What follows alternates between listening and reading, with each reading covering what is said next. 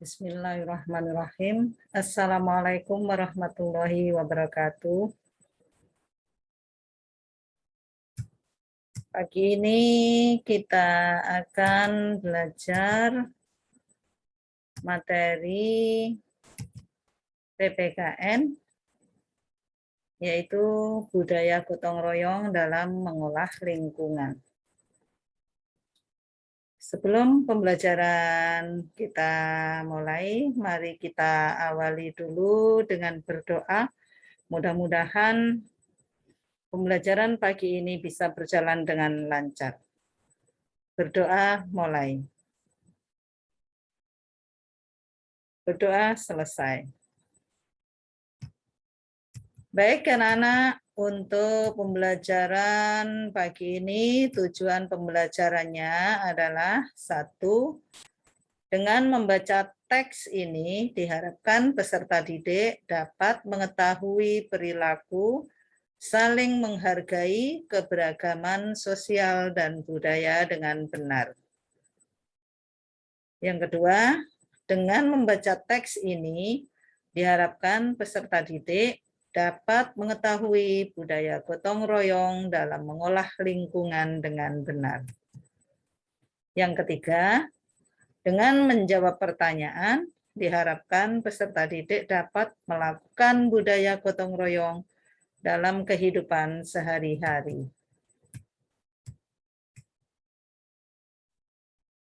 Ayo membaca. Bacalah teks berikut dengan seksama dan pahami maknanya. Jadi, kalian membaca teks, kemudian perhatikan dengan seksama dan pahami maknanya. Kita akan membaca teks yang berjudul Belalik Budaya Gotong Royong Petani Sambas. Di paragraf pertama, tahukah kamu kehidupan makhluk hidup sangat bergantung dan dipengaruhi oleh lingkungannya? Makhluk hidup membutuhkan lingkungan untuk tinggal. Manusia membutuhkan sumber daya alam yang ada di lingkungan untuk memenuhi kebutuhannya. Oleh karena itu, lingkungan sangat penting bagi kehidupan kita. Berikutnya, sumber daya alam yang ada di lingkungan harus diolah terlebih dahulu agar dapat dimanfaatkan untuk memenuhi kebutuhan hidup. Salah satu contohnya adalah kebutuhan makanan, misalnya nasi yang kita konsumsi setiap hari. Untuk menghasilkan nasi dibutuhkan proses yang panjang dalam mengolah lingkungan. Proses tersebut dimulai dari para petani yang mengolah lahan agar siap untuk ditanami. Menanam bibit padi di sawah, menjaga irigasi sawah, memupuk dan membasmi hama, memanen butir padi, hingga menggiling gabah menjadi beras. Berikutnya, proses pengolahan yang panjang itu tentu tidak dilakukan sendiri oleh petani. Pada umumnya, para petani menggarap sawah secara bergotong royong.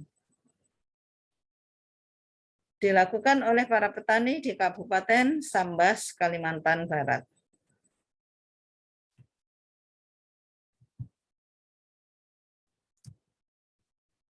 Proses pengolahan yang panjang itu tentu tidak dilakukan sendiri oleh petani. Pada umumnya, para petani menggarap sawah secara bergotong royong supaya yang dilakukan oleh para petani di Kabupaten Sambas, Kalimantan Barat. Salah satu budaya gotong royong yang masih lestari di Indonesia adalah belalik. Budaya belalik menunjukkan sikap setia kawan masyarakat petani di Sambas. Belalik sudah berlangsung sejak ratusan tahun lalu di Sambas. Belalek berasal dari bahasa Melayu Sambas yang berarti suatu kegiatan atau sistem kerja yang dilakukan secara bersama-sama dalam mengerjakan sesuatu. Sistem kerja dalam Belalek adalah setiap warga memiliki hak untuk dibantu dan berkewajiban untuk membantu.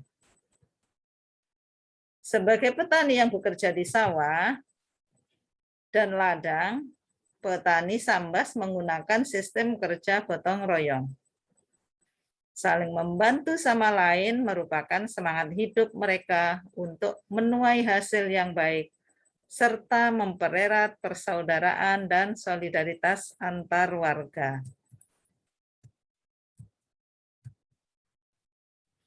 Nah, kalian bisa lihat di sini, ini adalah gambar yang disebut budaya Belalek tadi, yaitu para petani sedang bergotong royong untuk memanen padi. Nah, ini adalah berlaku juga untuk tetangga, misalkan ketika tetangga panen, maka saudara atau tetangganya saling membantu bergotong royong untuk memanen padi. Saya lanjutkan bacaan berikutnya. Budaya Belalek atau gotong royong berlaku ketika musim tanam padi tiba.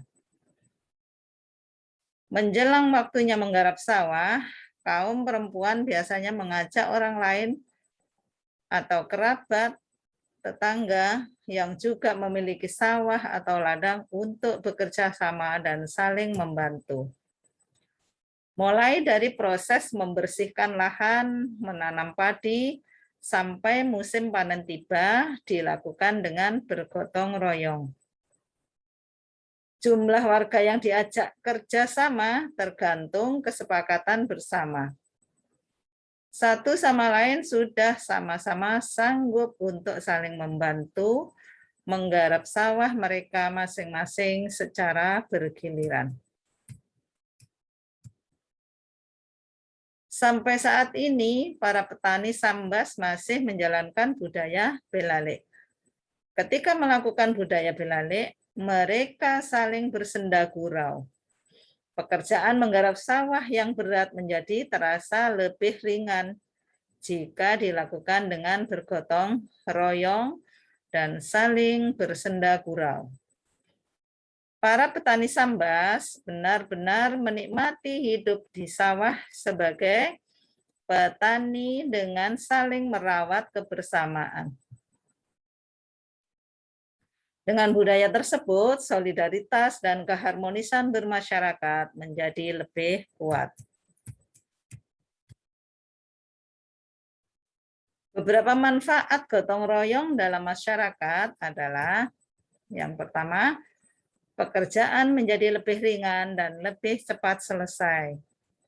Yang kedua, membangun semangat yang lebih tinggi, menumbuhkan rasa kebersamaan antar sesama, menciptakan keharmonisan dalam masyarakat, dan memenuhi kebutuhan dasar manusia, yaitu memerlukan bantuan orang lain. Jadi, manusia itu tidak bisa hidup sendiri, pasti membutuhkan bantuan orang lain. Maka manusia itu disebut sebagai makhluk sosial. Sikap saling menghargai dan menghormati perbedaan sangat penting dalam menjaga persatuan dan kesatuan. Kalian bisa lihat di gambar burung Garuda ini, Garuda Pancasila. Ini ada tulisan Bhinneka Tunggal Ika. Nah, semboyan bangsa Indonesia adalah Bhinneka Tunggal Ika, yang mempunyai arti berbeda-beda tetapi tetap satu jua. Harus tetap kita pegang teguh untuk menjaga persatuan dan kesatuan. Berikutnya, tugas kalian adalah melengkapi pertanyaan berikut ini sesuai dengan isi teks bacaan di atas.